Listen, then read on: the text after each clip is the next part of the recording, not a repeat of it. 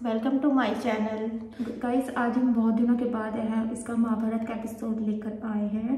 ठीक है, हम इस चीज़ के लिए टाइम नहीं निकाल पा रहे थे, लेकिन अब से कंटिन्यू हमारी वीडियोस आएंगी, तो हमारे चैनल को सब्सक्राइब जरूर कर लीजिएगा। ठीक है, तो हमने उसमें पिछली बार देखा था कि उसकी रुद्राष्ट्र और पांडव की एंट्री दिखाई थी, उन्होंने लड़ाई हुई थी और फिर वो राजा बनने के ऊपर तीनों में लड़ाई हो जाती है और बातचीत हुई थी, थोड़ी सी विदुर आ गए थे और फिर उनकी बातचीत हुई थी कि कौन सक्षम राजा बनेगा कौन नहीं, इस बारे में बातचीत कर रहे थे, वो लेटे हुए थे। तो हमने यही देखा था। तो चलो बढ़ते हैं वीडियो की तरफ, करते हैं बाद में बात।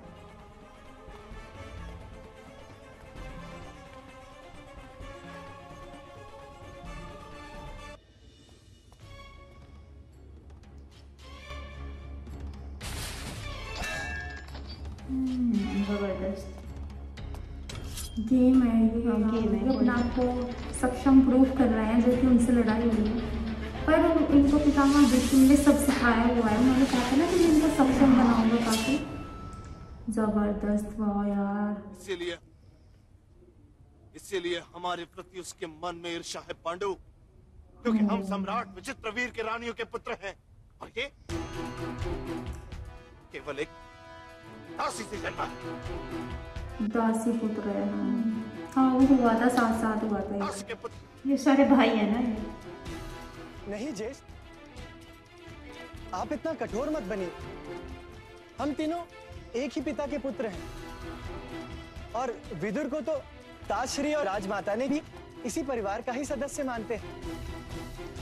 ना उसके ज्ञान के विषय में किसी को कोई शंका है और ना ही हस्तिनापुर के प्रति उसके समर्पण में कोई प्रश्न। और उसका एक गुण तो ताजश्री को बहुत ही प्रिय है कि सत्य कहते हुए वो मधुरता का विचार नहीं करता। इससे गुण नहीं दोष कहो पांडु। किसी को अपमानित करने के आशय से कहा गया शब्द शब्द नहीं, अब शब्द होता है। अब शब्द। पर सत्य से अपमानित तो वही होता है जिसके हृदय में असत्य छुपा हो। आपके हृदय में तो सत्य से भिन्न कुछ भी नहीं। आप क्यों अपमानित होंगे? आपको तो सदा प्रसन्न रहना चाहिए जेस, क्योंकि दुखी हृदय कभी न्याय नहीं समझता और राजा का धर्म तो न्याय ही है।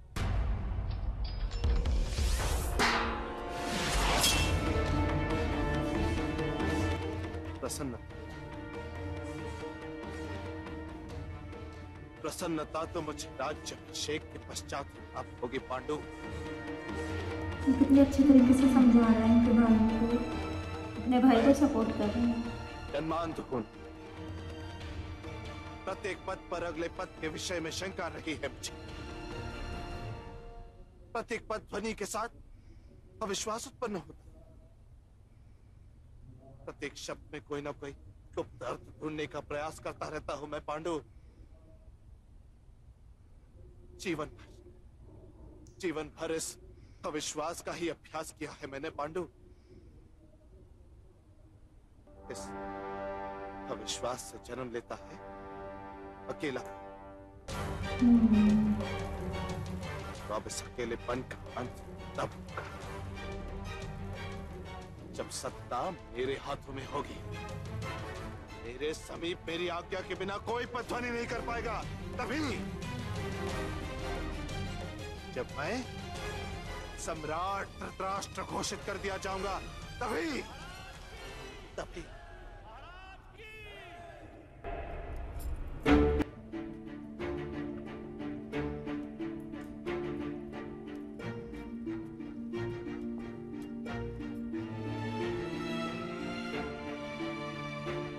सत्ता तो समाज कल्याण के लिए होती है जेस, और किसी स्वार्थ के हेतु नहीं हो सकती। और वैसे भी अकेलापन सत्ता से नहीं, स्नेह से दूर होता है। आपको अब एक पत्नी की आवश्यकता है जेस। पत्नी जो आपकी आंखें बने और आपका ये अकेलापन दूर कर सके।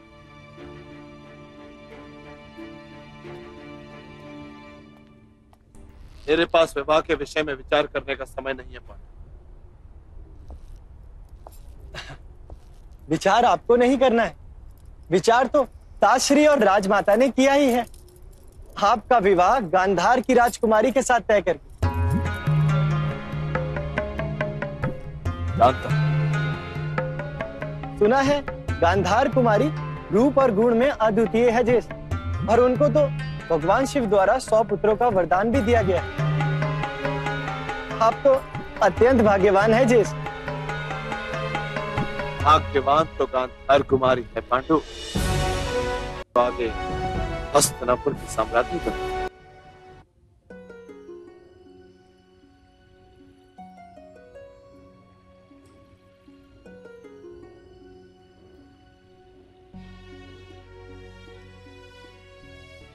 महाराज उन्होंने बताया डिसीजन नहीं लिया ना कि शादी का, नहीं बताया भी नहीं, और उसने गांधार कुमारी को दुर्बल करना व्यर्थ होता है। चिंता या दुख नहीं सुधर्मा, अपराध की भावना से घिरा हुआ है हृदय, जैसे एक पहाड़ पड़ा है छाती पर। महाराज, आपने जब भीष्म के प्रस्ताव को मान्य किया तो मुझे बहुत क्रोध आया था, किंतु फिर विचार करने पर मुझे ये प्रतीत हो रहा है कि आपका निर्णय योग्य था। भीष्म और हस्तिनापुर की सेना के साथ युद्ध हमारी प्रजा के लिए विनाश होगा। एक राजा ने तो निर्णय कर लिया महारानी, पर एक पिता अब भी इस निर्णय को अन्याय मानता है। बिल्कुल सही कहा है महाराज। पिता स्नेह से बंधा होता है महाराज, और स्नेह सदा ही दुर्बल बनाता है। देखो सुधर्मा, उद्यान में हमारी पुत्री कितने आनंद से खेल रही है। सुख के वृक्ष पर अपने सपनों की नींव बनाने वाली चिड़िया की भांति उसे पता भी नहीं कि शीघ्र ही उस वृक्ष के मूल पर ही कुठार पड़ने वाला है। राजकन्या है वो महाराज। अपनी प्रजा के हेतु यदि उसे बलिदान देना पड़े तो वो हंसते हुए देगी। पर यह बात मैं अपनी पुत्री को किस मुंह से बताऊंगा सुधर्मा, कि गांधार के प्रजा के सुख के हेतु मैंने उसे जीवन भर के दुख का उपहार दिया है। अभी नहीं महाराज, अभी गांधारी की आंखों में सुख स्वप्न तैर रहे हैं, और मैं उन स्वप्नों को अश्रु में परिवर्तित होते नहीं देख सकती।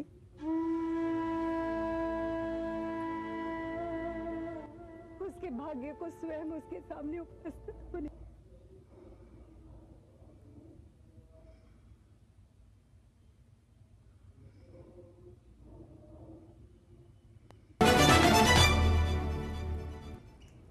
शादी के टाइम में पता चलेगा। और जब शकुनी मिर्गिया से लौटेगा तब क्या होगा महारानी? वो अपनी बहन के लिए अपार स्नेह रखता है। वो इस बात को कदापि स्वीकार नहीं करेगा कि उसकी बहन का विवाह एक नेत्रहीन व्यक्ति के साथ होने वाला है। शकुनी, हाँ शकुनी की एंट्री हो गई। शकुनी भाई होता है इनका, मतलब इनका मतलब वो मामू नहीं होता, इनका भाई ना, तो वो उनका भाई होता है।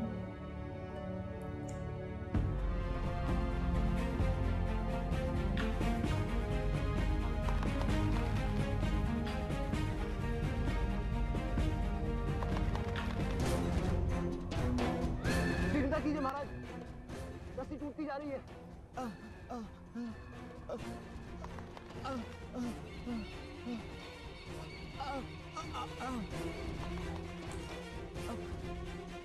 युवराज, ये रस्सा टूट जाएगा। 2 व्यक्ति का भार ये नहीं सह सकता।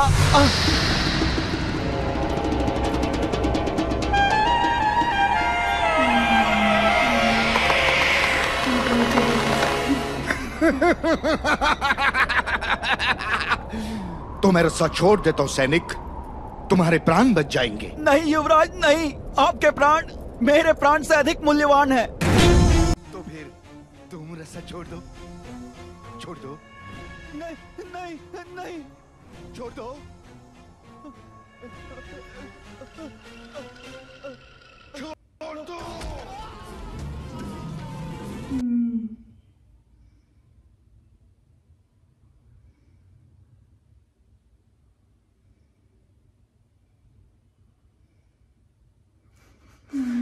गाइस जबरदस्त की एंट्री हो चुकी है, बहुत मजा आ रहा है। हाँ, इनकी जो एक्टिंग दिखाई है, मतलब शुरू में ऐसा दिखाया है, मतलब ये इस टाइप के होंगे कैरेक्टर इनका, जबरदस्त दिखाया। खैर इनकी तो एंट्री हो चुकी है, लेकिन अब इनको नहीं पता है कि मेरी बहन की शादी किससे हो रही है। तो ये देखना बहुत ज़्यादा इंटरेस्टिंग होगा कि उनको कैसे पता चलेगा कि मेरी शादी किस आदमी से हो रही, किस तरह हो रही है, और फिर ये और उनके पेरेंट्स उन्हें कैसे बताएंगे कि हमने किससे रिश्ता तय किया है, और वो क्या डिसीजन लेंगे जब उन्हें पता भी चल जाएगा। हाँ, तो गाइज हमारे चैनल को सब्सक्राइब एंड लाइक शेयर जरूर कीजिएगा। अगर हमारा रिएक्शन आपको पसंद आता है तो कमेंट भी कीजिएगा, और तो मिलते हैं फिर नेक्स्ट वीडियो में।